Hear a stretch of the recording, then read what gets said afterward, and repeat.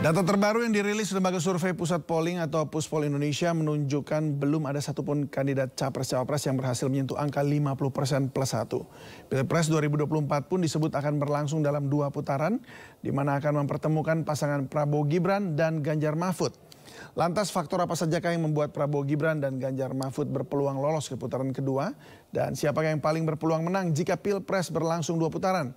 Untuk membahasnya sudah bergabung bersama kami malam ini melalui sambungan Zoom, Direktur Eksekutif Pusat Polling Indonesia, Muslimin Tanjah.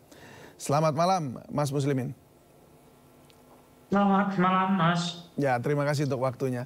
Mas, dari mana bisa disimpulkan bahwa Pilpres pasti 2 putaran?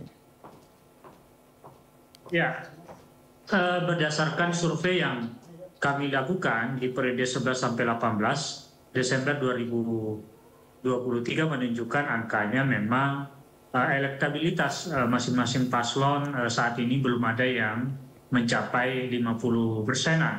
Bahkan angkanya unggul saat ini paslon nomor 2, Prabowo Gibran itu di angka 41%, disusul kemudian 27,6% untuk pasangan Ganjar Mahfud dan posisi nomor 3 saat ini Anies Muhaimin dengan perolehan elektabilitas 26,1%, dan masih ada atau tinggal 5,3% responden yang tidak menjawab atau merahasiakan jawabannya.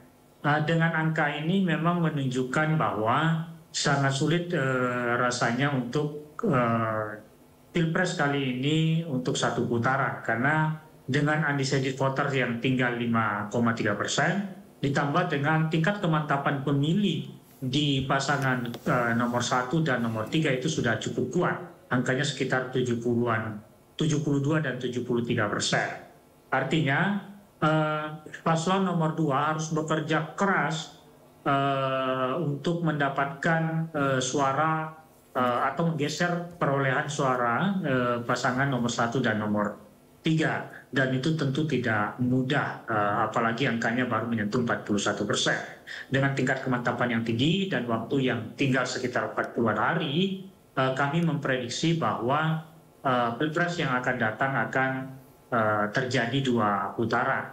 Itu yang pertama. Yang kedua, kalau kita lihat angka perolehan dari temuan survei yang dilakukan Puspol Indonesia juga menunjukkan bahwa yang akan masuk ke putaran pertama itu paling kuat adalah pasangan nomor 2 dengan angka 41% tadi, kemudian disusul oleh paslon nomor 3 Ganjar Mahfud dengan perolehan 27,6%. Artinya dibanding paslon nomor 1 saat ini paslon nomor 3 lebih unggul, dan itu menunjukkan juga kalau peluang nomor 3 untuk masuk ke putaran kedua itu lebih besar dibanding paslon nomor 1. Walaupun memang angka menunjukkan itu cukup tipis ya, perbedaan antara elektabilitas Ganjar Mahfud dengan elektabilitas Anies Muhaimin. Jadi memang masih cukup dinamis saya kira, dan siapapun yang masuk putaran kedua itu akan berhadapan dengan paslon nomor 2 Ganjar, pasangan nomor 2 Prabowo Gibran.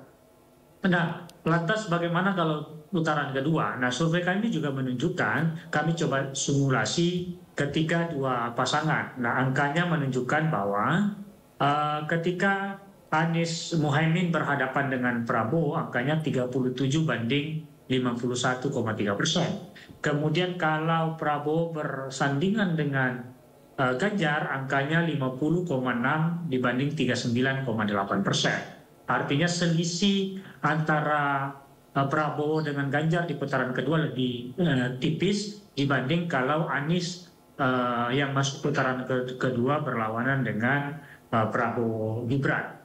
Jadi secara garis besar dengan angka 41%, undecided voter tinggal 5,3% ditambah tingkat kemantapan yang cukup tinggi, ini memang akan sulit, atau prediksi kami akan sangat sulit untuk masuk di Pilpres akan berlangsung 1 putaran.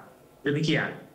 Baik, kalau kita lihat ini paslon nomor 3 ya, ini unggul di wilayah Jawa Tengah dan juga Yogyakarta, angkanya sekitar di 51% dari survei Anda ya.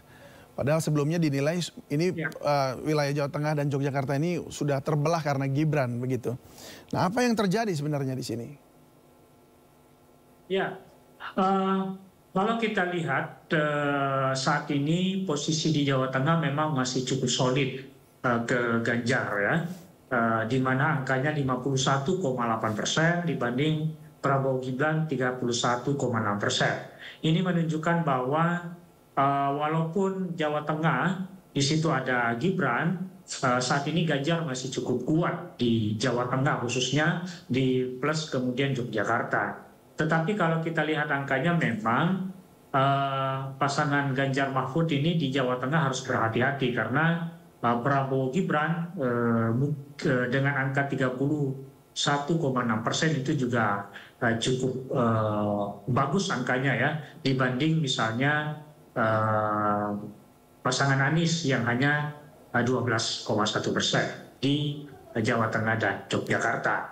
Jadi pemilih Jawa Tengah yang dimana juga menjadi basis utama dari PDIP masih solid dengan Ganjar Mahfud. Yang kedua, kalau kita lihat dari basis pemilih PDIP, itu memang sekitar 75% itu masih memilih Ganjar Mahfud. Artinya dengan kekuatan PDIP saat ini, terutama di Jawa Tengah itu yang membuat pemilih di Jawa Tengah masih solid untuk memilih pasangan nomor 3. Oke, ini untuk bicara soal yang sudah mantap dan mungkin masih berubah. Ini artinya yang sudah mantap ini yang die hard begitu ya, nggak akan kemana-mana ya. Sementara yang sisanya 15%, 19% ini rupanya masih cukup banyak. Apa yang membuat Anda bisa simpulkan bahwa ini jumlah 15, 19, 17 ini merupakan jumlah yang masih akan bisa pindah? Ya, itu berdasarkan dari temuan temuan dari survei kita di lapangan ketika wawancarai responden secara langsung. Artinya 26,1% pemilih Anies itu yang masih mungkin berubah tinggal 15,7%. Kemudian paslon nomor 2 dari 41 masih ada kemungkinan 19,4% yang menyatakan masih mungkin berubah. Kemudian Ganjar Pranowo, Mahfud MD itu dari 27,6% masih ada 17,5% yang masih mungkin berubah. Apa faktor-faktornya yang membuat kalau itu? kita lihat angka, apa faktor-faktornya yang membuat mereka masih bisa berubah? Ya, pertama dia akan berubah. Kalau kita lanjutkan ke pertanyaan berikutnya, ada dua alasan utama kenapa kemudian mereka bisa pindah pilihan. Pertama, karena visi misi dan program yang ditawarkan oleh paslon akan lebih baik dibanding pilihannya yang sekarang.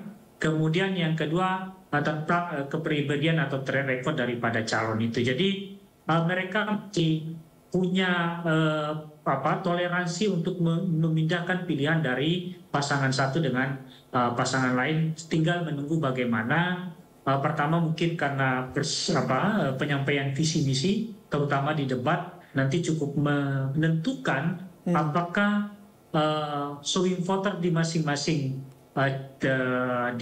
paslon itu akan pindah haluan atau akan tetap di pilihannya yang ada pada saat ini. Baik, berarti ada faktor debat ini yang akan menentukan kemana mereka akan berlabuh. Nah, memang jika memang paslon nomor 2 dan nomor 3 ini masuk putaran kedua, nah, maka akan berlabuh kemana ini pendukung paslon nomor 1?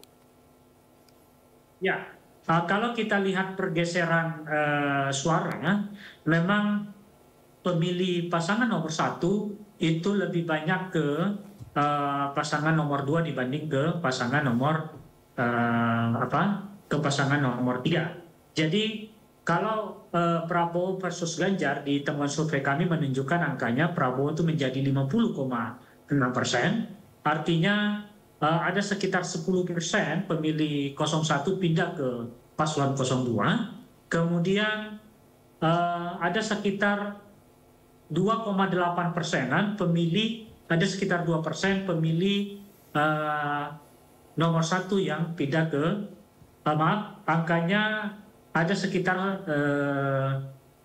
2 12% juga yang pindah ke Ganjar Mahfud dari pasangan nomor 1.